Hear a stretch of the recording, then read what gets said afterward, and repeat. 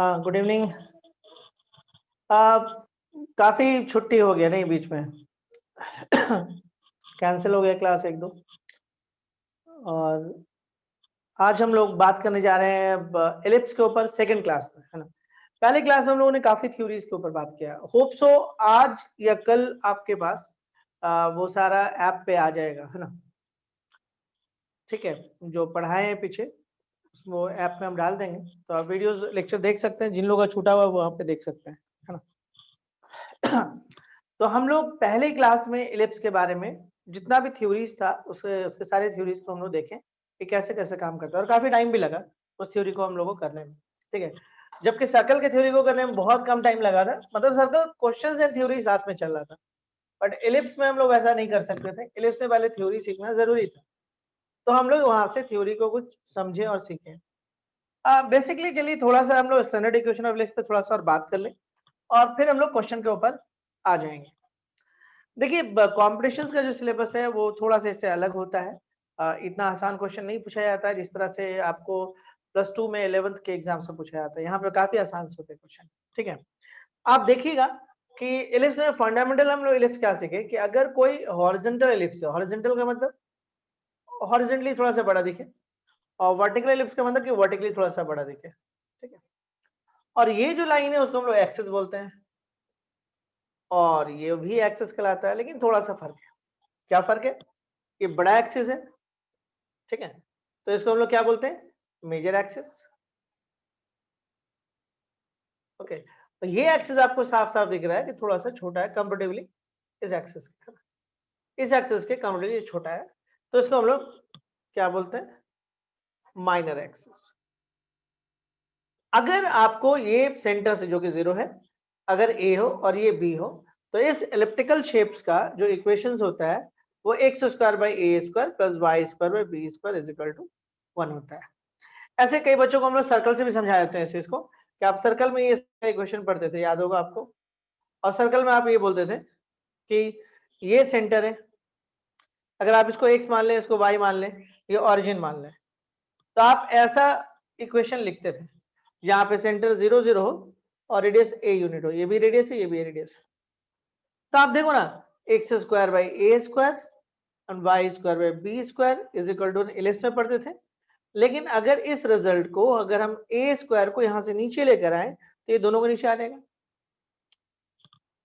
तो थोड़ा सा नोटिस करने वाला बात है कि x के नीचे भी आपको a दिख रहा है और y के नीचे भी आपको a ही दिख रहा है, तो इसलिए आपका ऐसा होता था।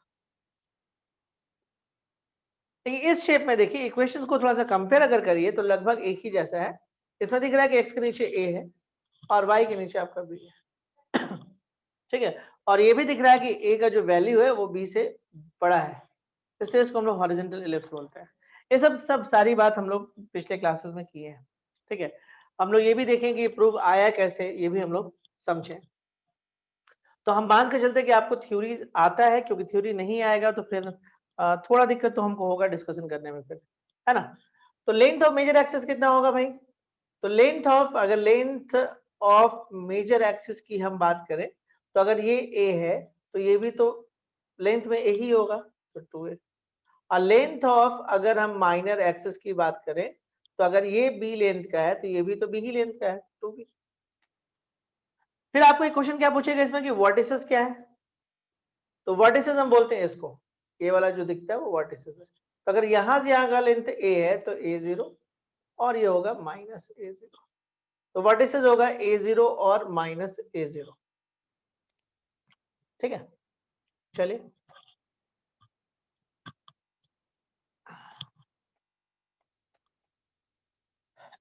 ओके, किस पे हम लोग बात कर रहे थे? x² by A square plus y² by B square is equal to 1 where a is greater than b। ठीक, इसके बाद हम लोग को एक फोकाई पूछेगा, फोकाई, जिसके बारे में हम बात किए कि फोकाई आपका यहाँ पे होगा तो उसको हम लोग C0 और -C0 से दिखा सकते हैं।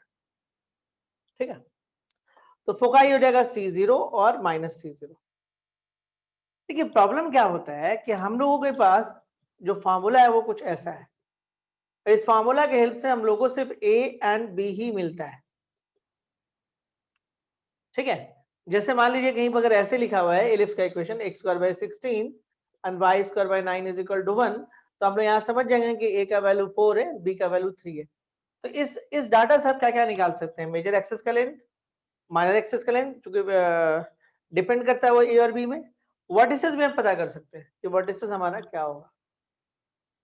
फोकाई, फोकाई सी तो है ही नहीं यहाँ पे सी तो कहीं दिख नहीं रहा है, और फोकाई के लिए सी चाहिए। तो एक रिलेशन है, ये भी हम लास्ट डे प्रूफ किए कि c² = a² - b² होगा। इज अ रिलेशन, है ना। c² = a² - b² होगा। अगर a और b अगर आपको पता है तो आप c भी निकाल सकते हैं। हम फिर से रिपीट कर रहे हैं कि एक रिलेशन लास्ट डे प्रूव हुआ है, c² = a² - b²। अगर आपको a और b पता है तो आप c आसानी से निकाल सकते हैं। तो फोकाई भी निकल जाएगा आपके पास। फिर एक फॉर्मूला होता है एसेंट्रिसिटी, जिसके बारे में लास्ट डे डिस्कशन हुआ था। ये क्या होता है? एसेंट्रिसिटी का फॉर्मूला होता है c/a। फिलहाल अगर आप नहीं जानते तो इतना ही करिए। ये फॉर्मूला होता है c/a। c का वैल्यू आप निकाल सकते हैं, a और b अगर आपको पता है तो c निकल जाएगा। c का वैल्यू यहाँ पुट कर लीजिए, a का वैल्यू कर लीजिए। अच्छा, एसेंट्रिसिटी का जो वैल्यू होता है वो एलिप्स में आपको 0 से 1 के बीच में ही होता है, मतलब आपको पॉजिटिव ही लेना है, नेगेटिव नहीं ले सकता है। तो क्वेश्चन में आपको क्या बोलेगा? मेजर एक्सिस का लेंथ, माइनर एक्सिस का लेंथ, वर्टिसेस, फोकाई, एसेंट्रिसिटी, और एक पूछेगा आपसे length of latus rectum.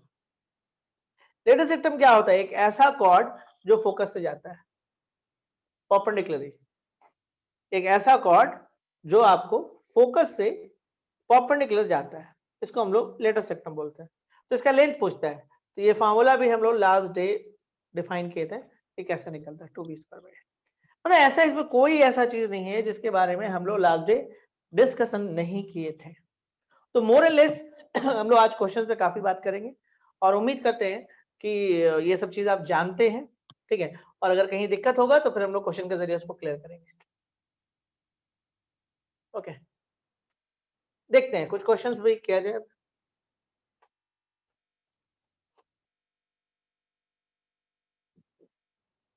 Okay तो आप लोग का स्कूल अभी नहीं चल रहा है ना? स्टार्ट हो गया?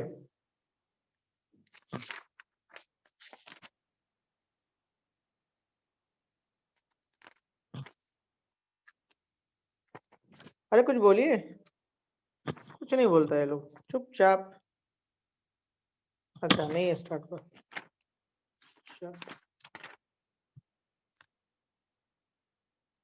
चलिए एक क्वेश्चन देखते हैं हम लोग। एक क्वेश्चन देखा जाए। क्वेश्चन आपके पास है कि x² + 4y² = 100। मान लीजिए क्वेश्चन है, और आपको निकालना क्या है? Major axis, length of major axis निकालना है, लेंथ ऑफ मेजर एक्सिस निकालना है। ओके, ये लास्ट इस तरह का क्वेश्चन किया हम लोग। लेंथ ऑफ माइनर एक्सिस निकालना है, चलिए ये भी हो गया। फिर वर्टिसेस निकालना है, कोऑर्डिनेट ऑफ वर्टिसेस। फोकाई निकालना है आपको, फोकाई। एसेंट्रिसिटी निकालना है आपको, एसेंट्रिसिटी निकाल लीजिए। And length of latus rectum निकालिए, मतलब जितना बात अभी हम बात कर रहे थे, लेंथ ऑफ लेटस रेक्टम निकालिए। मतलब इतना चीज आपको इस क्वेश्चन से निकालना है। एक इलिप्स का इक्वेशन आपको दे दिया है और आपको ये चीज निकालना है। सबसे पहले क्या करिए, इलिप्स को स्टैंडर्ड फॉर्म में लिख लीजिए, पहला काम यही करिए। ओके, इलिप्स को क्या करिए, स्टैंडर्ड फॉर्म में लिखिए। तो चलिए लिख लेते हैं हम लोग। हमारे पास कितना है? x² + 4y² = 100। तो x² / 100 + 4y² / 100 = 1। तो x² / 10² एंड y² / 25 यानी कि 5²। दैट केस में देखिए, अब आपको यहाँ पे देखना है कि किसका क्या वैल्यू है। x के नीचे यहाँ पे दिख रहा है आपको, मतलब a का वैल्यू 10 एंड b का वैल्यू 5। और आपको यहाँ पे देखना है कि x के नीचे बड़ा है कि y के नीचे बड़ा है। तो हम लोग देख रहे हैं x के नीचे बड़ा है, यानी कि आपका जो एलिप्स बनेगा वो आपका हॉरिजॉन्टल एलिप्स बनेगा। समझ में हम लोग को आ गया? ये हॉरिजॉन्टल एलिप्स बनेगा, इसमें ये 10 है और ये 5 है। देखिए, अगर आप इतना भी दिखा दे रहे हैं ना, तो इससे बहुत सारा बात आप बोल सकते हैं। लेंथ ऑफ मेजर एक्सिस ये वाला होगा, यानी कि 20। ठीक है, तो लेंथ ऑफ मेजर एक्सिस का फॉर्मूला क्या होता है? ऐसे तो होता है 2a 2 into 10 that is a 20. Length of minor axis ये 5 है और ये 5 है, तो 2 into 5 मतलब इसको 2b बोलते हैं हम लोग। तो दिस इक्वल टू 2 into 5 यानी कि आपका 10 हो गया। वर्टिसेस ऑफ कोर्स ये वाला वर्टिसेस होगा, मेजर एक्सिस जिस पर होता है उसी में वर्टिसेस होता है, तो वर्टिसेस ये होगा, तो वर्टिसेस हो जाएगा आपके पास 10,0 और -10,0। अब आते हैं फोकाई। फोकाई के लिए आपको सी नहीं जानना होगा, C square is equal to A square minus B square. A square का वैल्यू आपके पास 100 है, बी स्क्वायर का वैल्यू आपके पास 25 है, ये मिल गया आपको 75। तो दिस इक्वल टू 75 है तो 25 इंटू 3 तो 5√3। बट देखिए जनरली स्क्वायर हटाने पे प्लस और माइनस यूज होता है, लेकिन हम सी को नेगेटिव नहीं कंसीडर करते हैं, ठीक है। चलिए, अच्छा चलिए ले लीजिए, कोई दिक्कत नहीं, सी इतना ओके। तो ए 10 हो गया, बी 5 हो गया, सी का वैल्यू आपको यहां से मिल रहा है 5√3, पॉजिटिव वाला लेंगे। फोकाई कितना होगा? फोकाई होगा 5√3,0। देखिए फोकाई यहाँ कहीं पे मिलता है आपको पता है, और एक यहाँ मिलेगा, दो फोकाई होगा, तो एक पॉजिटिव में मिलेगा एक नेगेटिव में मिलेगा, तो -5√3,0। अगला आएगा एसेंट्रिसिटी। एसेंट्रिसिटी का फॉर्मूला होता है C/A। जैसा कि आपको बताया था कि एसेंट्रिसिटी नेगेटिव नहीं होता है, तो C का वैल्यू यहाँ से आप पॉजिटिव वाला उठा लीजिए, तो ये हो गया 5√3, और A का वैल्यू आपको यहाँ से 10 दिया हुआ है, 10, तो this is equal to eccentricity हो गया, ये भी निकल गया 5√3/10। लेंथ ऑफ लेटर सेक्टम होता है आपके पास है 2b² a। 2, what is a b square? B square is 25, b square is 25, and what is a is 10। तो आई थिंक शायद पूरा कट जा रहा नहीं,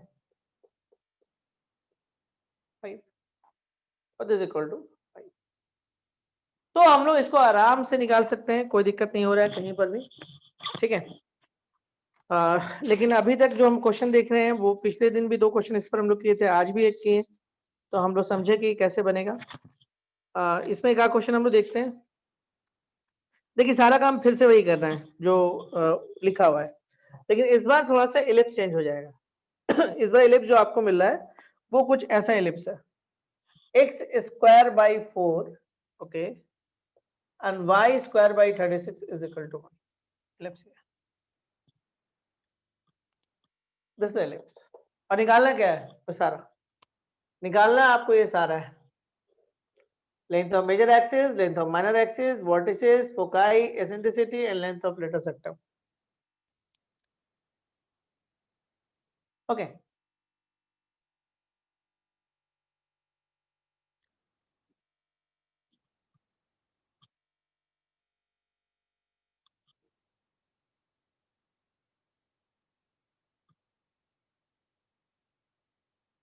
ठीक है, देखिए करिएगा क्या इसमें, थोड़ा सा ध्यान दीजिए इस बार, मिटाते हैं सबको, बस थोड़ा सा अकल लगाना है ना, सब हटा देता है, सब तो प्रीवियस का था, ये आपको निकालना है ना। सबसे पहले आप इलिप्स के बारे में सोचिए, इलिप्स कैसा है? तो x² 2 एंड y² आपको साफ दिख रहा है कि y के नीचे जो है वो बड़ा है, मतलब इस बार जो इलिप्स बनेगा वो वर्टिकल शेप का बनेगा, वर्टिकल ऐसा बनेगा, और साफ दिख रहा है कि y पर आपको 6 मिल रहा है और x पर आपको 2 मिल जा रहा है, एकदम क्लियर दिख रहा है आपको। यहां तक क्लियर है? हाँ ना जल्दी बोलिए, यहां तक कोई क्लियर है? यहां से आप बहुत कुछ आप बोल सकते हैं। देखिए मेजर एक्सिस का लेंथ यहीं से पता चल जाएगा आपको, मेजर एक्सिस साफ दिख रहा है आपको 2 into 6 यानी कि 12। माइनर एक्सिस में, माइनर एक्सिस देखिए सबसे पहले कोई भी क्वेश्चन जब मिलता है ना, तो सबसे पहले आपको यह पता करना होगा कि आपका जो एलिप्स है वो आपको हॉरिजॉन्टल है कि वर्टिकल है। तो यहाँ पे कैसे पता चलता है? जिस पे ज्यादा हो, अगर एक्स पे ज्यादा होगा तो हॉरिजॉन्टली हो जाएगा और वाई पे अगर ज्यादा होगा तो वर्टिकली हो जाएगा। तो यहाँ पे दिख रहा था साफ साफ कि y के नीचे बड़ा है, तो ये वर्टिकल इलिप्स होगा। तो माइनर एक्सिस ये 2 और ये 2 है, यानी कि 2 × 2 4। दो काम तो कर लिए हम लोग, वर्टिसेस निकालना है। देखिए आपको क्लियर बात है कि वर्टिसेस वहीं मिलेगा जहां पे आपका मेजर एक्सिस होगा। तो मेजर एक्सिस तो ये वाला है, तो वर्टिसेस आपको एक यहाँ पे मिलेगा और एक यहाँ पे मिलेगा, मतलब इसको बोलते हैं वर्टिसेस। जो ऐसे घूमता है ना, इसको बोलते हैं। पैराबोला में हम लोग इसको वर्टेक्स बोलते थे, यहाँ पे वर्टिसेस है। तो इस जगह पे देखिए, यहाँ पे ये सेंटर है, ओरिजिन है, तो यहाँ से यहाँ हो जाएगा 0,6 और ये हो जाएगा 0,-6। तो वर्टिसेस देखिए ये एक चेंजेस आया है कोऑर्डिनेट का, ये वाला। अभी तक हम लोग क्या लिख रहे थे, 6,0 ऐसे करके लिख रहे थे, अब क्या है 0,6 पर आ गया। तो मेजर एक्सिस हो गया, माइनर वर्टिसेस हो गया, फोकाई आते हैं। देखिए एक चीज हम आपको और सिखाते हैं, जब आप बनाते हैं खासकर स्कूल्स लेवल पे, तो वर्टिकल इलिप्स के लिए एक फॉर्मूला लिख लीजिए आप लोग, वर्टिकल इलिप्स, इसके लिए फॉर्मूला लिख लीजिए। पहले हॉरिजॉन्टल इलिप्स हम आपको लिखवा देता है, हॉरिजॉन्टल इलिप्स। हॉरिजॉन्टल इलिप्स के लेते हैं आप x² / a² y² / b² = 1, जहां पे a > b।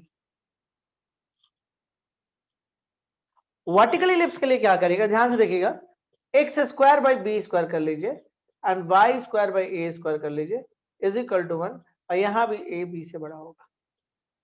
मतलब जिस पे बड़ा हो उसको a मान लो, जिस पे छोटा हो b मान लो।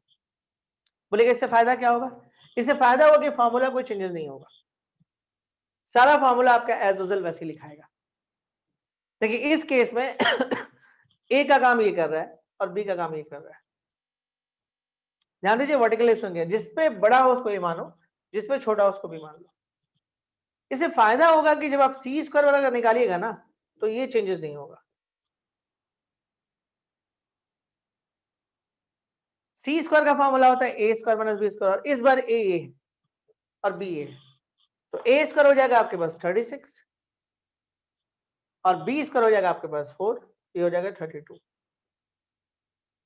तो 16 दूनी 32, यानी कि 4√2 = c। तो फोकाई क्या हो जाएगा बोलिए, फोकाई। देखिए फोकाई के लिए आप यहां पे यूज करिए, फोकाई यहां पे होगा, तो ऑफकोर्स ये y एक्सिस पे है, तो 0 × समथिंग होना तो तय है। तो 0 कितना होगा, 0 4√2 एंड 0 -4√2। चलो फोकाई भी हो गया, निकल गया। एसेंट्रिसिटी आते हैं, एसेंट्रिसिटी जिसको हम E से बोल सकते हैं, फॉर्मूला है c/a। What is a c? c यहां पर आप निकाल चुके हैं, this = 4√2 and what is a आप इस बार इसको माने हो, तो a is 6, जो कटता काट लेंगे 2 से कटेगा, 2√2/3 हो जाएगा। अब हम लोग आते हैं लेंथ ऑफ लेटस सेक्टम। देखिए लेंथ ऑफ लेटस सेक्टम क्या होगा, length of latus rectum this equal to 2b² by a। What is a b²? b² is 4 and what is a? A is 6। right answer is 4/3। समझने में कोई problem? अरे कुछ बोला करिए आप लोग तो कुछ बोलते ही नहीं, एकदम चुप चुप रहते हैं। जल्दी बोले, दिक्कत है कहीं पे समझने को लेकर किसी को भी? चलिए आप देखिए, बड़ा सिंपल सा बात है, बहुत सिंपल है। आपको दो ही तरह के इलिप्स पे अभी मिलेगा, एक हॉरिजॉन्टल एक वर्टिकल। बस जो बड़ा है उसको ये मानो। इससे फायदा क्या होता है ना, आप नहीं भी मानोगे तब भी बन जाएगा क्वेश्चन। आप सिर्फ फोटो बना लेते ना तब भी बहुत सारा चीज बन जाता। लेकिन प्रॉब्लम देखो, मेजर एक्सिस आप फोटो बना के भी निकाल लेते, ए बी डिसाइड भी नहीं करते, और तुम यहां से आ जाते कि एक्स पे आपका 2 है, वाई पे 6 है, तो साफ दिखा कि मेजर एक्सिस ये होगा, तो मेजर एक्सिस तो निकाल लोगे, माइनर एक्सिस भी निकाल लोगे, वर्टिसेस भी तुम निकाल लोगे। यहाँ तक ए और बी मानने की कोई जरूरत नहीं है। प्रॉब्लम यहाँ होता है फोकाई से। फोकाई निकालने के लिए आपको ये फॉर्मूला यूज करना होगा। तो अगर आप तुम ए इसको मानोगे और बी इसको मानोगे तो सी नेगेटिव हो जाएगा, और रूट, और यहाँ पे मान लीजिए ये रिजल्ट नेगेटिव आता है, मान लीजिए -32 आता, और इस पे आप रूट चढ़ाते तो ये तो पॉसिबल ही नहीं था। तो यानी कि जो बड़ा है उसको ए लो और जो छोटा है बी। इससे फायदा क्या होगा, जो इसके नीचे जो फॉर्मूला का हमको जरूरत है, ठीक है, जैसे सी के लिए हमको ये फॉर्मूला लगाना होगा, C square is equal to A square minus B square, ये फॉर्मूला देखिए, फॉर्मूला नहीं बदला आपका। एसेंट्रिसिटी के लिए सी बाई ए, फॉर्मूला यहाँ भी नहीं बदलेगा। लेंथ ऑफ लेटेस्ट सेक्टम के लिए भी फॉर्मूला चाहिए, यहाँ फॉर्मूला यहाँ भी नहीं बदलेगा। तो मतलब ये तीन फॉर्मूला को आपको बदलने का जरूरत नहीं है, नहीं तो फिर बदलना पड़ेगा, फिर हम लोग को घुमा के काम करना पड़ेगा। तो बेहतर है जो फॉर्मूला एक बार हम याद कर ले रहे हैं वो सब वही रहेगा, सिर्फ आपका इसके लिए जगह बदल लेना ए और बी के लिए, जो बड़ा है वो ए, जो छोटा है बी, बस इतना करके काम कर लीजिएगा, रिजल्ट आ जाएगा। ठीक है, एक क्वेश्चन आप बनाओ, वर्टिकल पे ही दे रहे हैं हम आपको, आप बनाओ, काम वही सब सारा है निकालना है, तो उसमें तो कोई दिक्कत नहीं होगा। वर्टिकल एंड हॉरिजॉन्टल पहचानना भी अब आपको धीरे धीरे सीख जाना, खुद से सिखा तो दिए ऐसे। क्वेश्चन आपके पास है 4x square plus y square, इसी तरह का क्वेश्चन, पहला क्वेश्चन आज लिए थे, सिर्फ डाटा बदला हुआ था बस।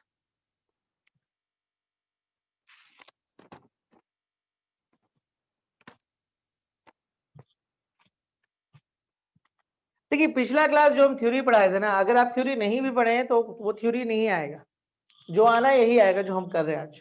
ठीक है, लेकिन थ्योरी इसलिए पढ़ना चाहिए कि आपको ये समझ में आएगा कि कहानी आया कहां से और ये सब हुआ कैसे, वो जानना बहुत जरूरी है। अभी तो हम ये मान ले रहे कि हुआ है और हम काम कर रहे हैं, लेकिन एक्चुअल में हुआ कैसे था वो हम पिछले क्लास में बताएं आपको।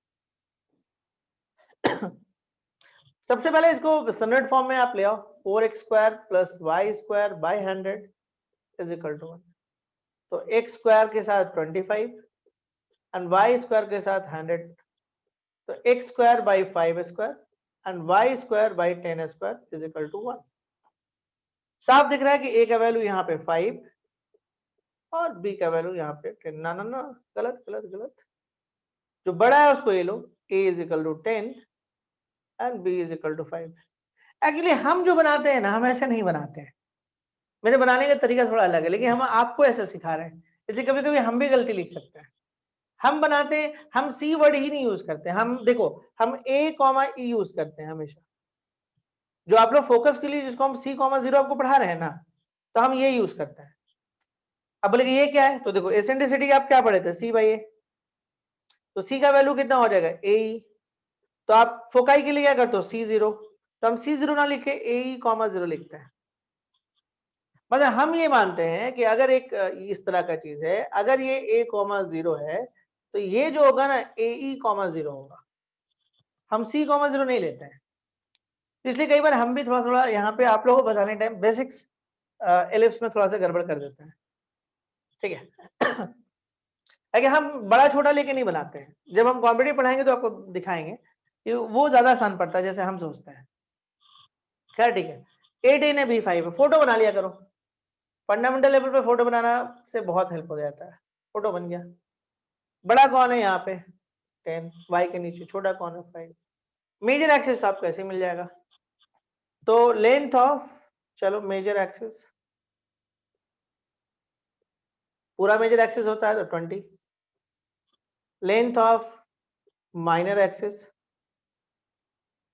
अच्छा होगा एग्जाम में 2 इंटू ऐसे करके लिखा करो, 2 इंटू 10 20, 2 इंटू 5 10। अब आ जाओ vertices, coordinate of vertices, coordinate of vertices, vertices के लिए होगा तो ये वाला और ये वाला होगा, तो ऑफ कोर्स पैरेलल तो 0 होना तय है, और ये 10 है तो 0 10, ये वाला 0 -10, चलो ये भी तय हो गया, 3 चीज तो कर लिए। अब इसके बाद अब आ जाओ, अब सी का काम पड़ेगा, निकाल लेते ना, C square is equal to A square minus B square, और इस बार ए हम लोग बड़े वाले को लिए 10 स्क्वायर, बी हो गया 5 स्क्वायर यानी कि फिर से 75, तो 25 इंटू 3 यानी कि 5√3, ऐसे प्लस वन ऐसा आएगा चलो सी कोऑर्डिनेट ऑफ फोकाई, देखिए फोकाई भी यहाँ पे पड़ेगा, यहाँ पे पड़ेगा, फोकाई यहाँ पे पड़ेगा, तो फोकाई के लिए अब आ जाओ 0 comma 5√3 and 0 comma -5√3। Okay, what is eccentricity? Eccentricity एक तरह का रेशियो होता है, कांस्टेंट होता है, जिसको हम c बाई ए बोलते हैं। What is a c? 5√3 से पॉजिटिव ले लोगे, what is a? A is 10 here. हो गया।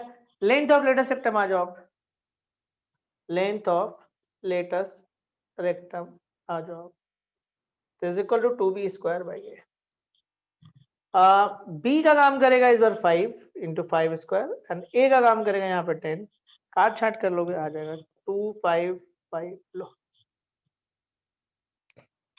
तो अब ये मान के चले कि अगर आपको कोई इक्वेशन दे हॉरिजॉन्टल एलिप्स या वर्टिकल एलिप्स तो डाटा आप निकाल लीजिएगा। हाँ ना, हाँ या ना? क्या कि पिछले दिन 2 क्वेश्चन किए, आज लगभग 3 किए, 5 क्वेश्चन इसी पे हम लोग कर लिए हैं अब तक। इतना प्रैक्टिस हम बोला था सफिशिएंट होता है। तो हम लोग करीब 3 हॉरिजॉन्टल एलिप्स पे किए, 2 वर्टिकल एलिप्स पे किए। तो होप सो अब यहाँ से गलती होने का चांसेस नहीं होना चाहिए। बढ़े आगे, ठीक है। इसके बाद जो एक्सरसाइज हम लोग पढ़ेंगे, देखिए हाइपरबोला पढ़ेंगे, हाइपरबोला के बाद एप्लीकेशन ऑफ कॉनिक पढ़ेंगे। एप्लीकेशन ऑफ कॉनिक पढ़ने के लिए आपको पैराबोला का नॉलेज होना जरूरी है, हम पहले क्लियर कर दे रहे हैं। तो जिनका पैराबोला कमजोर है और वीडियो डला जाएगा उसको जरूर देख लीजिएगा।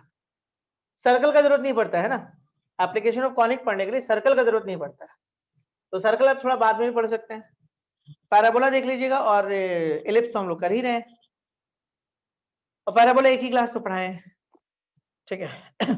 और जैसा कि हम आपको बताएंगे सारे का वीडियोस आएगा और पूरे कॉनिक सेक्शंस का, उस पे आप वहां से अपना कॉम्पिटिटिव लेवल वाला काम वहां से कर सकते हैं। ओके, चलिए हम लोग देखते हैं अगला क्वेश्चन। देखिए क्वेश्चन आप कुछ इस तरह का भी आपसे आ सकता है कि जैसे बोल देगा find the equation, find the equation of an ellipse, of an ellipse whose vertices are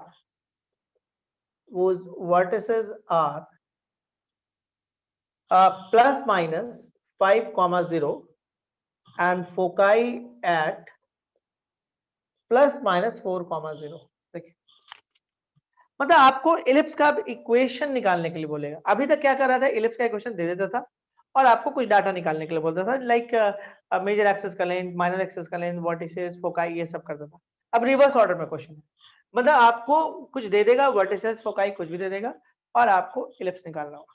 reverse question में सबसे पहले आपको ये डिसाइड करना है कि आपका इलिप्स कैसा है, और ये पता कैसे चलता है, ये फोकाई के कोऑर्डिनेट से पता चल जाता है और वर्टिसेस के कोऑर्डिनेट से पता चल जाता है। ओके, यहाँ पे साफ साफ दिख रहा है कि जो आपका फोकाई है वो कुछ इस तरह का है और वर्टिसेस ऐसा है। तो ये दिख रहा है कि एक्स एक्सिस पर है, एकदम साफ दिख रहा है कि एक्स एक्सिस पे, यानी ये क्लियर हो गया कि हमारा यहाँ कहीं पर कुछ आएगा वर्टिसेस 5,0 और -5,0, यानी कि जो मेरा एलिप्स है वो आपका हॉरिजॉन्टल है। ये डिसाइड करना बहुत जरूरी है। तो हॉरिजॉन्टल है तो ए यहाँ आएगा, बी यहाँ आएगा, तो x square by A square and y square by B square is equal to, यानी एलिप्स के इक्वेशन को निकालने के लिए आपको ए और बी चाहिए। ए तो आपके पास है पहले से, ए 5 है, चलिए वर्टिसेस दिया हो तो 5 है, फोकाई, फोकाई यहाँ कहीं पर आएगा, तो सी का वैल्यू आपको 4 दे दिया है। तो आपको बी चाहिए इक्वेशन निकालने के लिए, तो इस फॉर्मूला का यूज करिए, C square is equal to A square minus B square. What is the A square? A square is 5 square, B square निकालना है, दिस इक्वल टू 4 स्क्वायर। तो B square is equal to 25 minus 16 यानी कि 9। हम ऐसे छोड़ दे रहे हैं, नहीं सॉल्व कर रहे हैं। क्यों ऐसे छोड़ दे रहे हैं? क्योंकि हमको अल्टीमेटली तो बी स्क्वायर पुट करना है। तो इक्वेशन ऑफ इलिप्स क्या होगा? इक्वेशन ऑफ इलिप्स क्या होगा? X square, what is the A square? 5 square, and what is the b square? 9 यानी कि 3 square. This is the equation of ellipse. मतलब काम कुछ नहीं करना है, आपको बस देखना है कि हॉरिजॉन्टल है कि वर्टिकल है। हॉरिजॉन्टल वर्टिकल जैसे ही पता चलेगा इस तरह का एक रफ आप लिख लेना, जो बड़ा है उसके नीचे ए और जो छोटा है उसके नीचे बी। आपको पता चले ये हॉरिजॉन्टल है तो आपको समझ में आ गया कि हॉरिजॉन्टली ये बड़ा होगा और ये आपको छोटा होगा, ठीक है। तो एक आध क्वेश्चन और करते हैं हम लोग इस तरह का। क्वेश्चन बहुत आसान आता है एग्जाम्स में, मतलब ये सब जोड़ा ही इसलिए ना कि आप आराम से अच्छे से पास कर जाइए। मार्क्स उठाने के लिए ये सब एक्सरसाइज को जोड़ा जाता है। ये डरावना है नाम वाम से, पहले नाम आप कभी सुने नहीं इसलिए थोड़ा डरावना लगता है। वर्ड वगैरह, major axis, minor axis, eccentricity, ठीक है, लेटेस्ट रेक्टम, ये सब नया नया वर्ड आता है तो बच्चों को लगता है कि पता नहीं क्या है। find the equation of an ellipse whose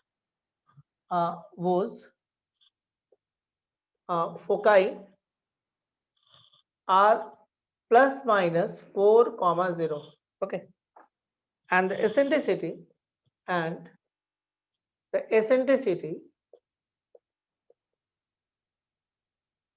is 1/3. This is a question. ठीक है, बनेगा. Find the equation of an ellipse whose foci are plus minus 4,0 and the eccentricity is 1/3. सबसे पहले डिसाइड करना है कि एलिप्स कैसा है, हॉरिजॉन्टल या वर्टिकल. कैसे पता चलता है? वर्टिकल या फोकाई से पता चल जाता है. फोकाई देखिए बड़ा प्यारा सा साफ दिख रहा है कि फोकाई मेरा एक्स एक्सिस पे है, यानी और फोकाई और वर्टिसेस हमेशा मेजर एक्सिस पे होता है. तो ये समझ में आ गया कि कहानी कुछ ऐसा चल रहा है. हॉरिजॉन्टल एलिप्स है तो x square by A square plus y square by B square is equal to 1. यहाँ पे ए बी से बड़ा है. अब डाटा मेरे पास क्या क्या है?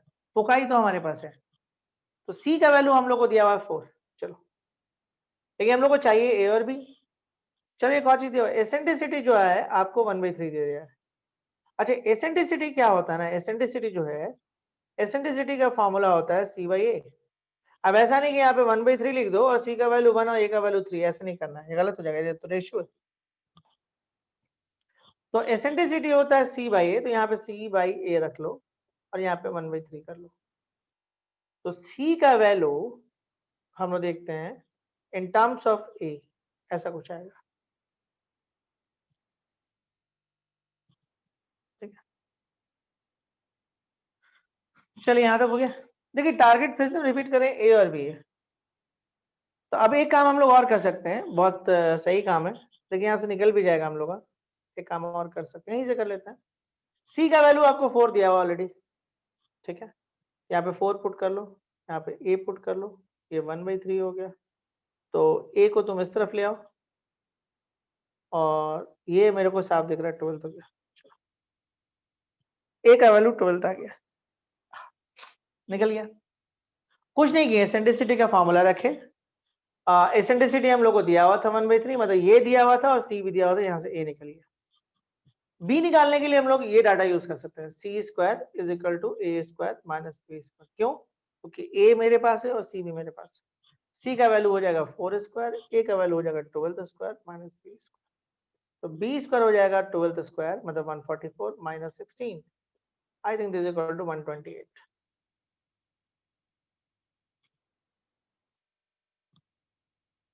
What is the equation of ellipse? Equation of ellipse is x square by a square y square by b square is equal to 1. What is a square? 12 का स्क्वायर यानी कि 144.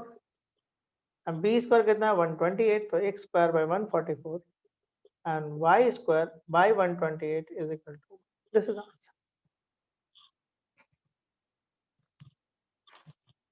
ज्यादातर एग्जाम में क्वेश्चन इसी टाइप का आएगा, एक data आपको इस तरह का देगा और एलिप्स का ही क्वेश्चन आपसे निकलवाएगा.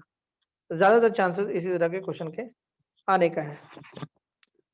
बट चलिए फिर भी हम लोग कुछ और क्वेश्चंस करते हैं. क्वेश्चन को बस ध्यान से पढ़िए, क्वेश्चन तुरंत बन जाएगा. ओके, क्वेश्चन आपके पास है, find the equation of the ellipse, find the equation of the ellipse, the ends of whose major axis, the ends of whose major axis are plus minus 3,0 and the ends of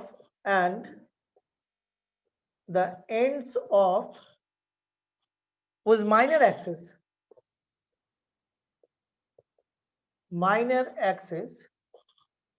are 0, plus minus 2. 0, plus minus 2.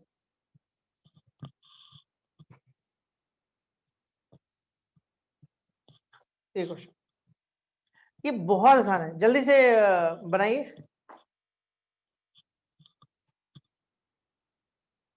मतलब ये question लिखते लिखते बन जाता है, इतना simple है।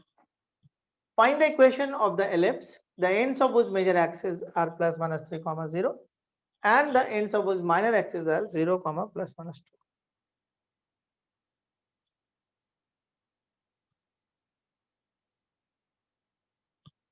बनेगा? देखो आपको वर्टिकल एलिप्स है या हॉरिजॉन्टल है, डिसाइड कौन करता है? मेजर और माइनर, सॉरी मेजर एक्सिस और फोकस करता है। मेजर एक्सिस कैसा है? ऐसा है, मतलब मेजर एक्सिस एक्स पर है, यानी क्लियर हो गया कि ये 3 है। तो ए का वैल्यू यहाँ पे 3 है, बी हम लोग को खैर फिलहाल पता नहीं है। हाँ बी भी पता है। And the ends of which minor axis are 0, plus minus 2। मतलब ये बोल रहा है 0, 2 है, ये कॉमा बोलते हैं 3, 0। अरे ये तो बहुत आसान है, बी का वैल्यू 2 है और इलिप्स पहले से क्लियर है कि ये कैसा है। लीजिए, इलिप्स कैसे पता चलता है? मेजर एक्सिस से और फोकाई से पता चल जाता है, क्योंकि मेजर एक्सिस और फोकाई हमेशा कहां पे रहेगा? आपको मेजर एक्सिस पे रहेगा, ठीक है। तो यहां से क्लियर हो गया, एक्स स्क्वायर, ए का हो गया 3 स्क्वायर, वाई स्क्वायर, बी का हो गया 2 स्क्वायर। चलिए कहानी खत्म, बन गया। मतलब बनाने में तो कुछ टाइम ही नहीं लगा, जितना बड़ा क्वेश्चन था ये साइज में। चलिए ये क्वेश्चन ठीक ठाक है, एग्जाम से पूछे जाते हैं, देखा जाए क्या है। मतलब इतना आसानी से नहीं बनेगा जितना आसानी से ये क्वेश्चन बना। Find the equation of the ellipse, find the equation of the ellipse whose center lies at the origin, whose center lies at the origin। Major axis, ये तो कुछ ज्यादा ही बोल दे रहा है। Major axis lies on the x axis, सब तो यही दे रहा है कि एक्स एक्सिस पे मेजर एक्सिस हो, हॉरिजॉन्टल है इसका मतलब। The eccentricity, the eccentricity is 2/3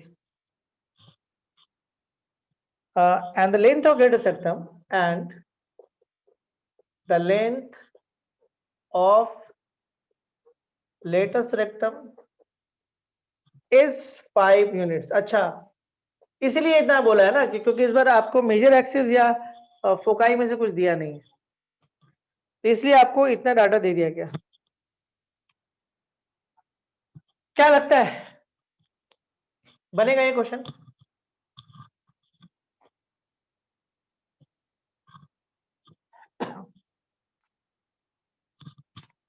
ठीक है। Find the equation of the ellipse वो centre lies at the origin, major axis lies on the x axis. मतलब मेजर एक्सिस बोलता है कि एक्स एक्सिस पे लाई करेगा। क्लियर कर दिया कि मेजर एक्सिस जो भी आपका है वो एक्स एक्सिस पे लाई करेगा, ठीक। मतलब सीधा सीधा बात है कि ये ए है और ये बी है, तो x square by A square and y square by B square is equal to 1। यहां तक तो कहानी क्लियर है। Center lies at the origin, major axis lies on the x axis, हो गया इतना काम। एसेंट्रिसिटी 2/3 है। एसेंट्रिसिटी का वैल्यू आपको 2/3, टारगेट ए और बी निकालना है। लेंथ ऑफ लेटर सेक्टम, देखिए लेंथ ऑफ लेटर सेक्टम जो होता है ना, वो होता है 2b² बाई ए होता है, और ये दे रहा है 5, यानी सीधा सीधा बात है कि 2b² ए का वैल्यू 5 दिया हुआ है। दें आप काम, ए और बी का वैल्यू निकाल के बताइए। आप थोड़ा सा काम करिए, खुद करिए थोड़ा सा।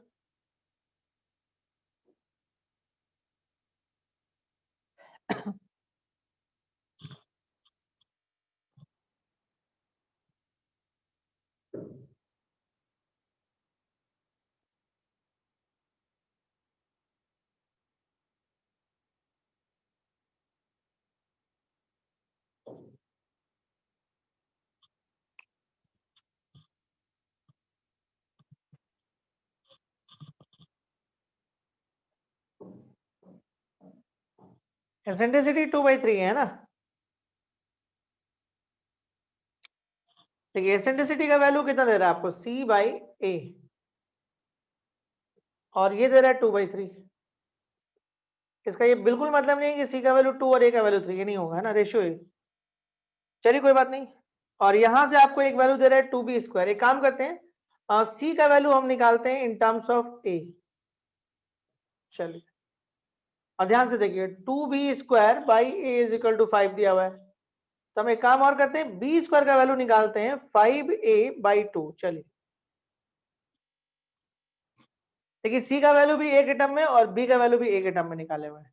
फायदा, इसका ये फायदा उठा सकते हैं कि c² = a² - b² होता है। तो c का वैल्यू हमारे पास 2/3 है, इसका स्क्वायर, a² को वैसे छोड़ दो, b² का वैल्यू हम निकाल के रखे हुए हैं 5a/2। देखिए सारा सिस्टम a पर आ गया, तो 2 का स्क्वायर कितना हो जाएगा 4, 3² हो जाएगा 9 एंड a² को वैसे छोड़ दो 5a/2। चलिए ठीक ही ठाक है काम, क्या करेगा अब। एक तो a कॉमन दिख रहा है, काट दिया जाए क्या, a 0 तो नहीं होगा, तो काटा जा सकता है। a का लेंथ 0 तो नहीं होगा, तो साफ साफ दिख रहा है कि चारों तरफ a ही a दिख रहा है, तो एक को विदा करो, बोलो भाई तुम जाओ, कोई काम नहीं तुम्हारा।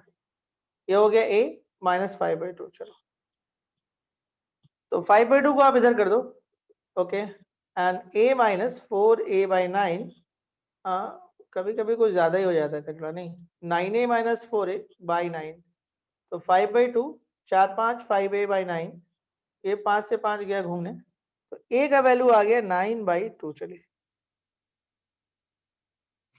81 में 4 a² आएगा, हो गया ना। अब क्या करना है, आप निकाल लो ना, a का वैल्यू आपको पता है यहां से, तो b² निकाल लो ना, इससे निकल जाएगा। We know that 2b² / a, 2b² / a = 5, तो 2b² = 5a, तो 2b² = 5 × 9/2, तो b² = 5 × 9 मतलब 45, 45 यानी कि 4, लेकिन आ गया b²। चलिए आ तो गया,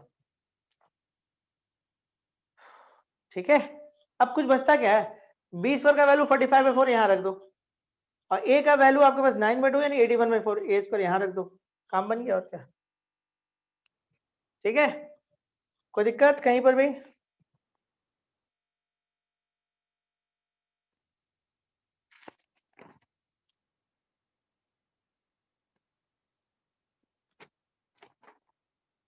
बोलने से एक्सरसाइज हम लोग समझ में आ गया है। हाइपरबोला भी आप शुरू कर सकते हैं, ऐसा कुछ नहीं है, लेकिन हम चाहेंगे कि कुछ क्वेश्चंस और हम लोग करें, ठीक है। ये समझ में आया, हाँ ना, जल्दी बोलिए, फटाफट बोलिए।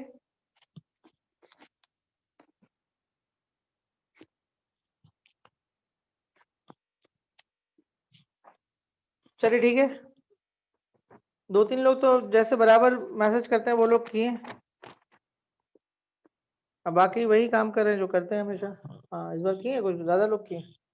आप चलिए क्वेश्चन है, लिखिएगा, फाइंड द इक्वेशन, कुछ और क्वेश्चन कर लेते हैं, थोड़ा प्रैक्टिस हो जाए।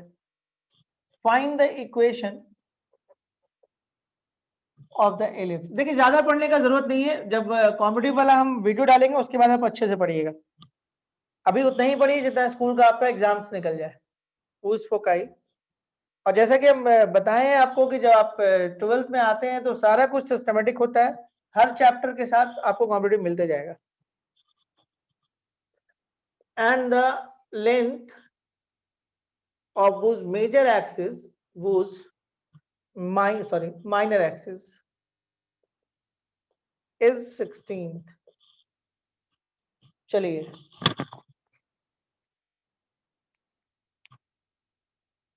फर्स्ट डिसाइड करना होता है कि किस तरह का एलिप्स है, ठीक है, ये पहले आपको पता करना होगा कि ये एलिप्स किस टाइप का है। Find the equation of the ellipse whose foci are 0 ± 6 and the length of whose minor axis is 16th। कैसा इलिप्स है बताइए जल्दी से, फटाफट फटाफट बोलिए। वर्टिकल, चलिए पहचाने आप वर्टिकल है, कहां से पकड़ में आता है, फोकाई से या वर्टिसेस। वर्टिकल इलिप्स है, चलिए ये तो पकड़ में आ गया कि ये हमारा वर्टिकल इलिप्स है। तो इलिप्स तो आपका ऐसा बनेगा इस बार, सही। तो ए का काम ये करेगा, बी का ये काम ये करेगा। तो इसका फोटो बनाने से फायदा क्या होता है, आपको समझ में आया था कि किसके नीचे ए रखना है और किसके नीचे बी रखना है। यहाँ भी ए बी से बड़ा ही होगा, ए बी से हमेशा बड़ा होगा क्योंकि ए अपनी जगह बदल लेता है। अब माइनर एक्सिस का काम कौन कर रहा है, माइनर एक्सिस का ये काम कर रहा है। देखिए 2b का लेंथ आपको दे दिया है 16, length of whose minor axis 16, मतलब ये वाला लेंथ आपको दे दिया है। तो b का वैल्यू 8 आ गया, चलिए इसका काम तो हो गया। a अब चाहिए, देखिए फोकाई का वैल्यू आपको दे दिया है 6, और वी नो दैट ना C square is equal to A square minus B square. तो c का वैल्यू 6 स्क्वायर, a स्क्वायर को वैसे छोड़ दो, b आपके पास 8 स्क्वायर है, तो a square is equal to 6 square plus 8 square. तो a square is equal to 100, 3664। तो a square is equal to 10 square, simply 100 करेगा। फॉर्मूला में रख लीजिए। तो इक्वेशन ऑफ एलिप्स क्या होगा, इक्वेशन ऑफ एलिप्स होगा आपका x square by what is b square, B square is 8 यानी कि 64 एंड a स्क्वायर इज 100। थोड़ा प्यारा से इसको कर सकते हैं अगले स्टेप में, x square by 8 square and y square by 10 square is equal to 1। आसानी से बन गया। तो अगर आप ये क्लियर पहले कर लेते हैं कि हॉरिजॉन्टल या वर्टिकल है तो फिर ज्यादा मेहनत क्वेश्चन के अंदर नहीं है।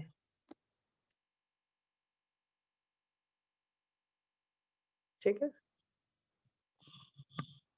चलिए एक क्वेश्चन आसान सा है, एकदम सिंगल लाइन क्वेश्चन है, वो आप करो। Find the equation of an ellipse, find the equation of an ellipse whose vertices are 0 comma plus minus 13th and the foci are 0 comma plus minus 5। बनेगा?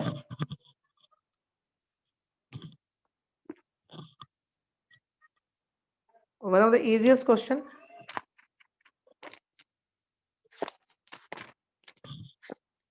एक दो क्वेश्चन के बाद हाइपरबोला में मूव कर सकते हैं हम लोग। फंडामेंटल तो हाइपरबोला का आज कर ही लेंगे हम लोग।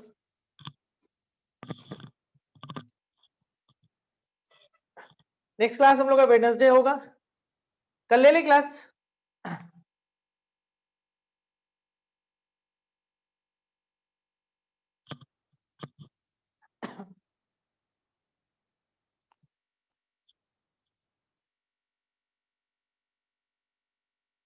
वेडनेसडे लेते हैं चलिए।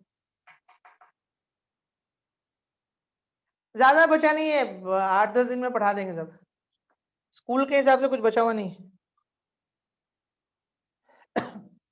12th जब आप मूव करेगा तो ज्यादा टाइम मत खराब करेगा, ठीक है।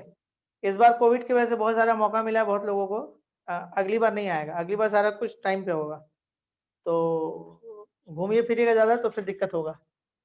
18 चैप्टर पढ़ना है उसमें, बहुत है, 18 चैप्टर है और बहुत बड़ा बड़ा चैप्टर है सब, ये 11 टाइप का नहीं है, छोटा छोटा। एक एक चैप्टर को पढ़ाने में आपको करीब करीब 8 क्लास 10 क्लास 12 क्लास लगता है, इसलिए वहां पे नंबर ऑफ क्लासेस बढ़ाया जाता है, 4 क्लास चलता है वीक में। ऐसे आप 11 में भी आपको 4 क्लास शुरू में दिए हैं, ठीक है। कॉम्पिटिटिव करते तो 5 क्लास कर देते हैं आप लोग, लेकिन कॉम्पिटिटिव आप लोग एकदम मतलब शायद ऑनलाइन में आप लोग होप ही छोड़ दिए। स्टार्ट कब से होगा, मतलब जस्ट आप लोग का एग्जाम वगैरह हो जाए उसके बाद चालू कर देंगे, ठीक है। चलिए आंसर आने लगा है, बहुत आसानी से हम लोग कर ले रहे हैं इसको भी। वर्टिसेस आपके पास देखिए 13 है। देखिए जिन लोगों का एग्जाम वगैरह खत्म होगा आप बोल सकते हैं, वीडियोस मेरे पास है, एक आध चैप्टर का वीडियो आपको दे सकते हैं, जैसे प्रोबेबिलिटी का वीडियो दे देंगे। तो प्रोबेबिलिटी का वीडियो, प्रोबेबिलिटी खासकर डीपीएस यूपीएस में पहले पूछ लेता है, तो आप पूरा एकदम तरीके से पढ़ाया हुआ तो प्रोबेबिलिटी का आप लेक्चर्स देख सकते हैं तब तक।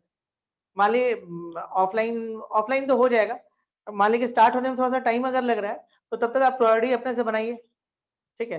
ये सब आखिरी में कुछ स्कूल्स में होते हैं, तो लास्ट टाइम में मॉक वगैरह हो जाता है तो ज्यादा बच्चे कर नहीं पाते हैं इसको ठीक से, तो उस टाइम आप प्रायोरिटी कर लीजिए कम से कम।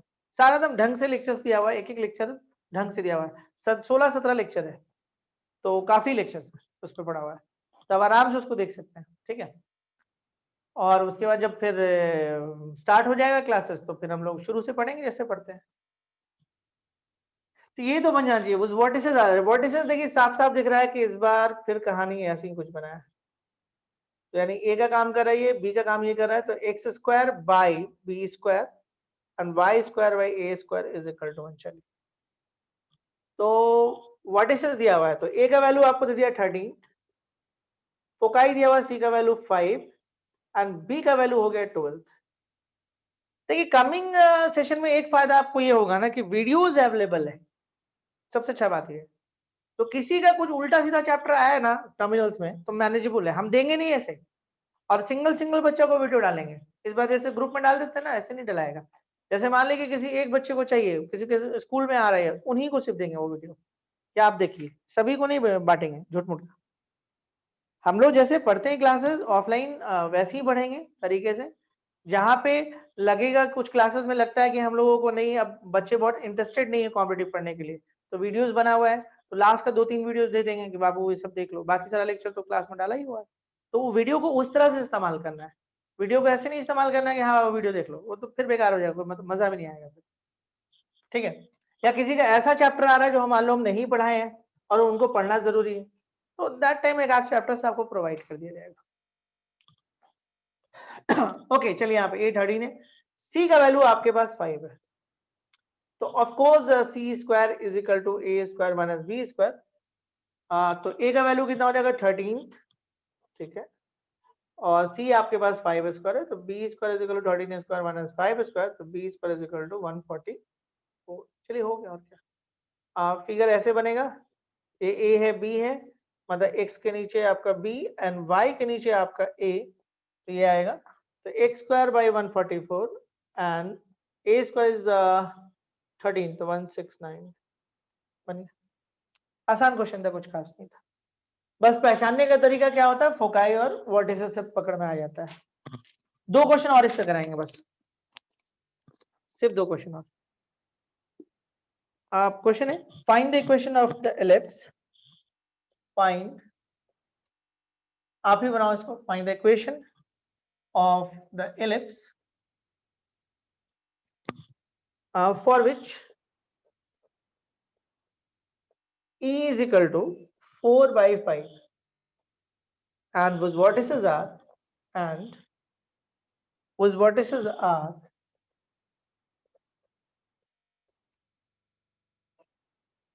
0, plus minus 10। जल्दी बनाओ।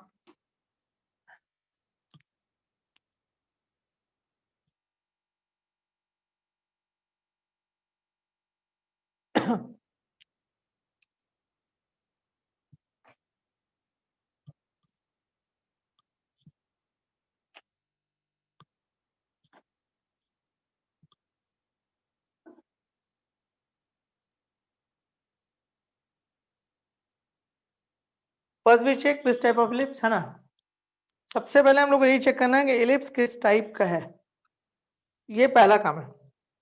क्लियर है, वर्टिसेस है, वर्टिकल है, 10 दिया हुआ है, मतलब 0, 10 एंड 0, -10 दिया हुआ है ना, 10 दिया हुआ है, तो ये ए का काम करेगा, वर्टिसेस जिस पे भी आ जाए, ठीक है, वही आपका मेजर हो जाता है, तो ए का वैल्यू 10 है। चलिए, तो x square by B square and y square by A square is equal to 1, ठीक। चलिए, ए का वैल्यू हम लोग को मिल गया 10, सही है। एसेंट्रिसिटी 4/5 है, एसेंट्रिसिटी का फॉर्मूला होता है सी बाई ए, तो एसेंट्रिसिटी का वैल्यू तो 4/5 दिया हुआ है, सी को वैसे छोड़ दे रहे, ए का वैल्यू 10 दे दिए, तो सी का वैल्यू 4/5 इंटू 10, तो सी का वैल्यू हो जाएगा 8। चलिए, ए मिल गया, सी मिल गया, तो अब आइए C square is equal to A square minus B square, तो यहां से आ जाइए, ए का वैल्यू हो जाएगा 10 स्क्वायर और सी का वैल्यू हो जाएगा 8 स्क्वायर। चलिए ठीक है, और ये हो जाएगा आपका बी स्क्वायर। तो B square is equal to हो जाएगा 100 माइनस 64 यानी कि आई थिंक 36। बंद हो गया। तो x square by B square, तो x square by 36, Y square by A square, A is 10 so 100। कितने लोग से बना ये क्वेश्चन, जल्दी बोले। एक क्वेश्चन और करेंगे बस। ऐसे ही एग्जाम में आता है, दो ही टाइप का क्वेश्चन होगा, सिर्फ दो टाइप का क्वेश्चन देता है ना। एक कुछ दे देगा जैसे शुरू में किए, एलिप्स का इक्वेशन दे देगा और आपसे 4-5 चीज पूछेगा, नहीं तो कुछ डाटा दे देगा और एलिप्स का इक्वेशन निकलवाएगा। इतना ही काम आपके स्कूल्स में होता है, इससे ज्यादा काम नहीं होता है।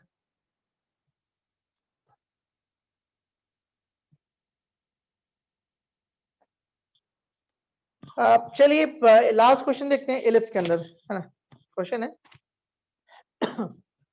Find the equation of an ellipse, find the equation of an ellipse whose major axis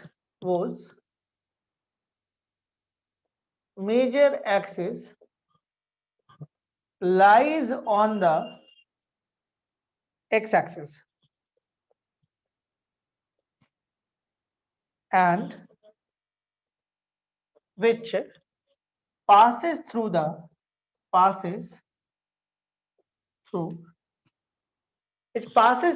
points 4, 3 and 6, 2. 4, 3 and 6, 2.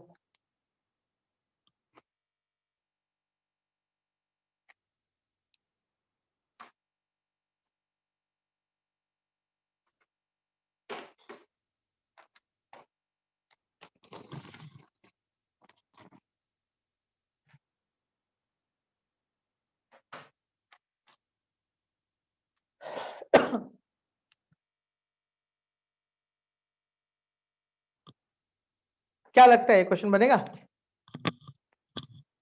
Find the equation of an ellipse whose major axis lies on the x-axis and which passes through the points 4, 3 and 6, 2.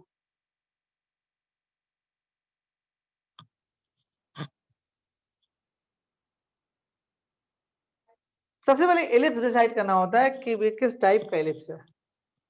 तो वो major axis lies on the x axis, साफ लिखा है major axis जो है लाई करेगा x axis पे। ठीक, मतलब कुछ ऐसा डाटा दे रहा है आपको, जो मेजर एक्सिस है वो एक्स एक्सिस पे लाई करेगा। This is a major axis, a dash called major axis. तो यानी कि ये जो एलिप्स है हॉरिजॉन्टल एलिप्स है, मतलब ये ए हो जाएगा और ये बी हो जाएगा।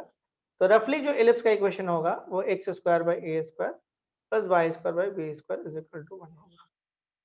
एलिप्स के इक्वेशन निकालने के लिए आपको ए और बी चाहिए।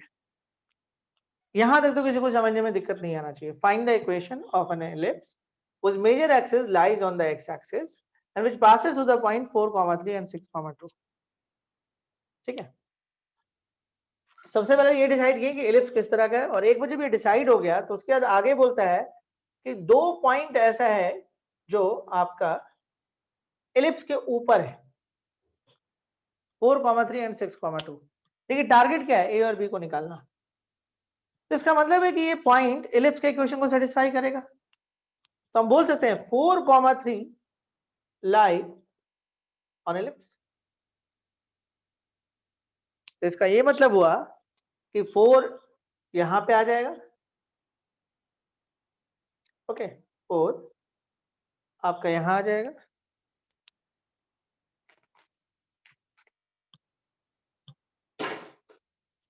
ठीक है।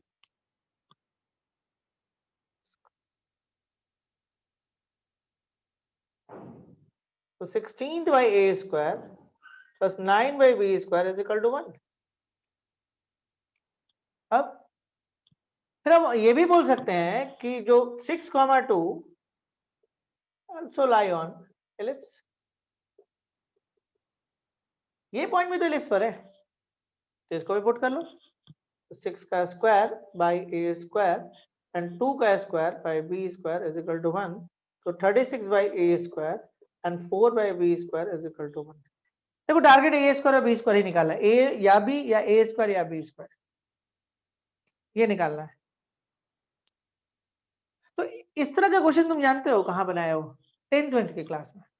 आप एज्यूम कर सकते हो क्या, let 1 by a square is equal to u and 1 by b square is equal to v। तो अब देखो, अब यहाँ पे हो जाएगा 16, 1 by a स्क्वायर को आप u माने हुए, अब 1 by b स्क्वायर को v माने हुए, तो ऐसा हो जाएगा। यहाँ आ जाओ, ये हो गया 36, 1 by a स्क्वायर को u और 1 by b स्क्वायर को v and this equal to 1। अब इन दोनों को आप सॉल्व कर लो, this is equation number 1 and this is equation number 2। जल्दी से u और v का वैल्यू निकाल के दो, चलो।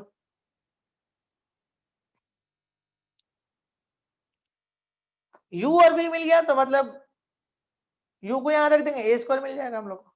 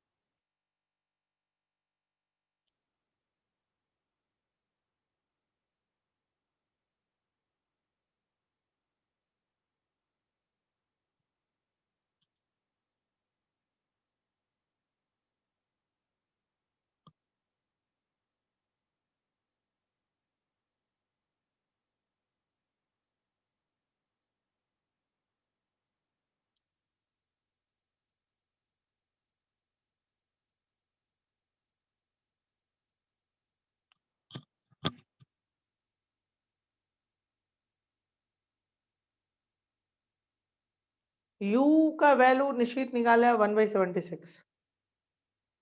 कंफर्म कर देते हैं हम, 1 मिनट में रुको। यहाँ पे जो दिया 1/52 दे रहा है। 16u 9v is equal to 1 and 36u plus 4v is equal to 1। तो u का वैल्यू 1/52 शायद आ रहा है, आ रहा है ना? तो फ्रॉम 1 एंड 2 देखो ना, फ्रॉम 1 एंड 2 u का वैल्यू आ जाएगा 1/52। चलो, तो इसका मतलब है कि u आपका 1/a स्क्वायर के बराबर है, a स्क्वायर का वैल्यू आ जाएगा 52। एंड सिमिलरली आपको v भी निकालना होगा, है ना? v का वैल्यू शायद 1/13 आ रहा है, एंड v का वैल्यू आ रहा है 1/13। And what is the v? v is 1/b square, तो b square is equal to 13। तो a स्क्वायर और b स्क्वायर का वैल्यू आपको मिल गया, इलिप्स का इक्वेशन मिल जाएगा, पुट कर लो। इलिप्स का इक्वेशन हो जाएगा x square by 52 and y square by 13 is equal to 1। क्या है कि यहाँ पे b का वैल्यू नहीं मिला है, b स्क्वायर मिला है, यहाँ पे a स्क्वायर मिला है, डायरेक्ट यहाँ पे पुट हो जाएगा। तो होप सो, उम्मीद करते हैं आपको चीज समझ में आया होगा, कोई खास दिक्कत नहीं आया होगा इलिप्स में, ठीक है? ओके, शिवांगी वगैरह का शायद पहले ही क्लास था आज। चलिए अगले टॉपिक में बढ़े, मूव करें। हाइपरबोला, क्या बोला? हाइपरबोला स्टार्ट करें? चलिए, लिखिएगा उसके बारे में, जैसा कि हम लोग एलिप्स में थोड़ा सा सीखे थे, लिखे थे, इसमें भी लिखते हैं क्या है कहानी इसके अंदर।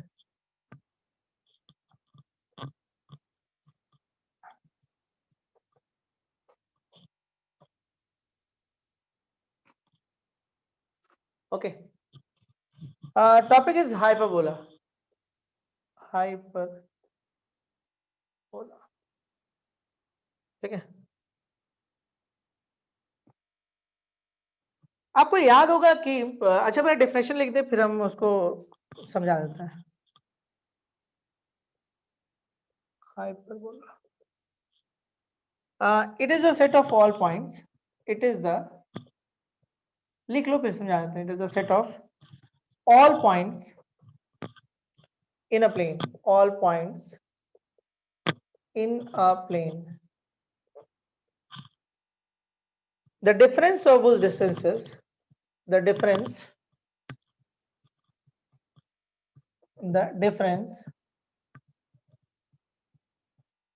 of whose distances from two fixed points, from two fixed points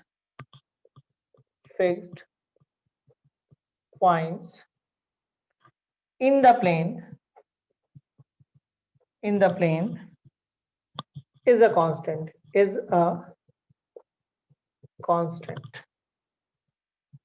the two fixed points are called the foci of the hyperbola। समझा देते हैं क्या कहानी इसके अंदर।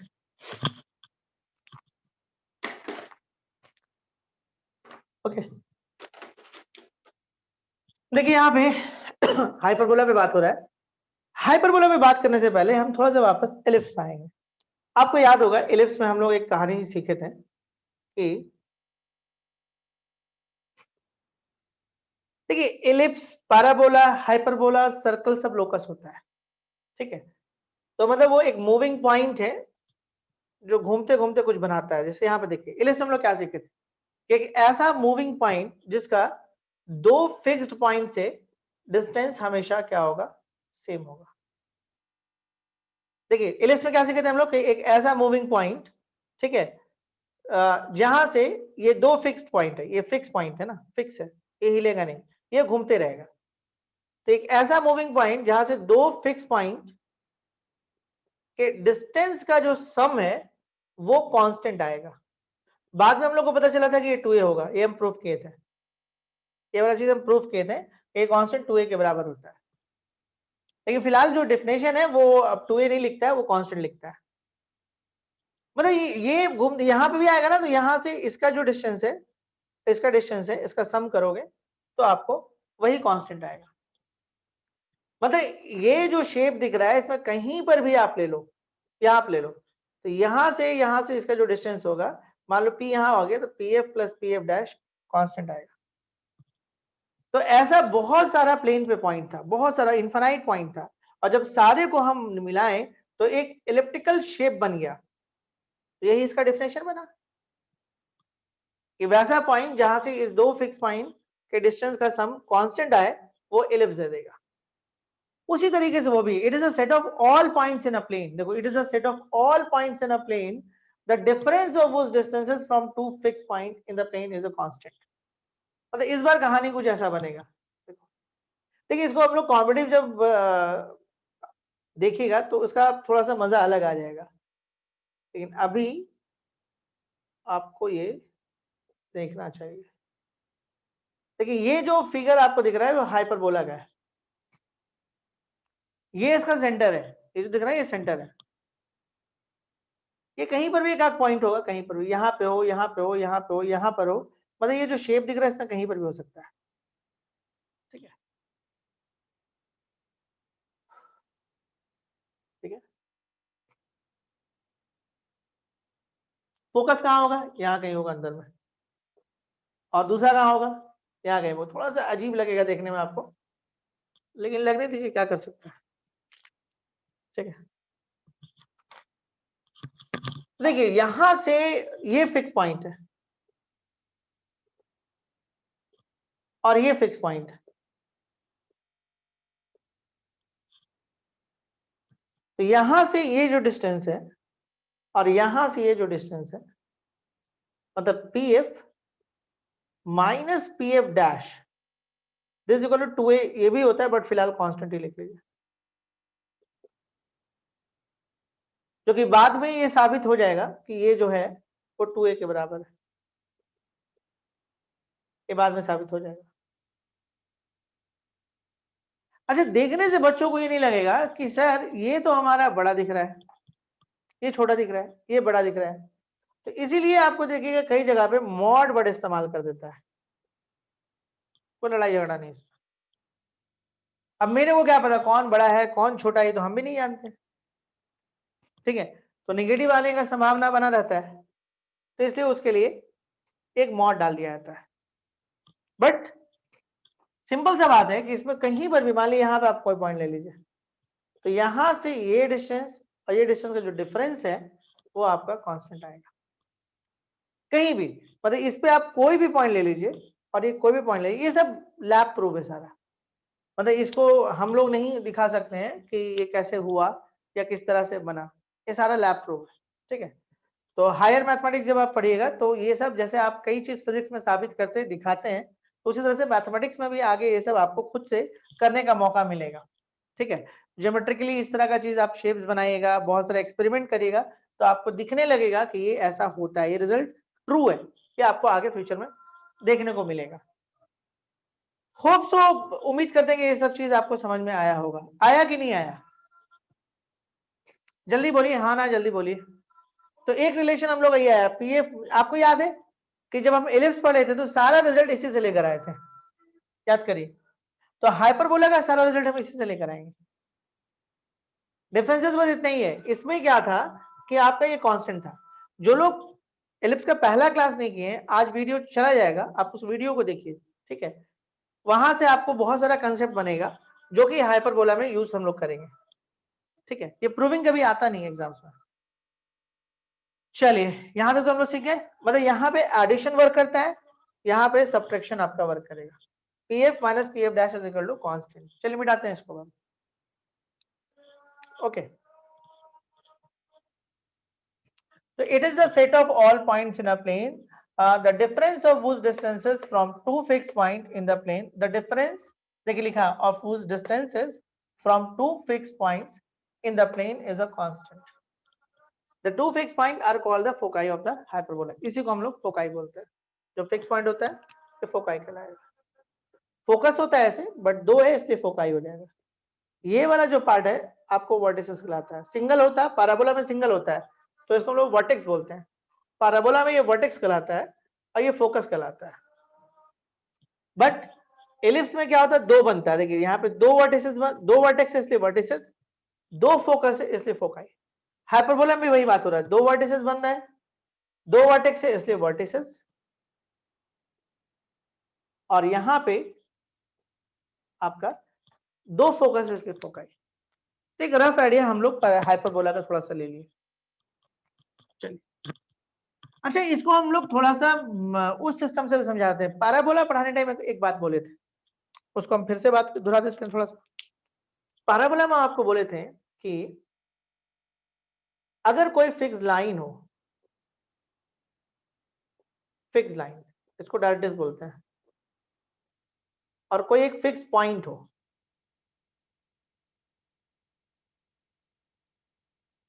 जिसको हम लोग फोकस बोलते हैं, तो प्लेन पर कोई ऐसा पॉइंट होगा,